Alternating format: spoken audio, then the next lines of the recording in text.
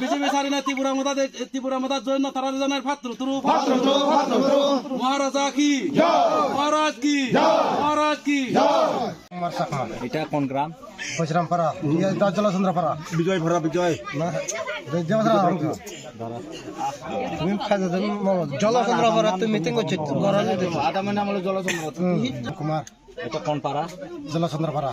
আচ্ছা আজকে যে এখানে কত পরিবার এখানে জয়েন করছে? 7 মিলিয়ন 19 ভোটার।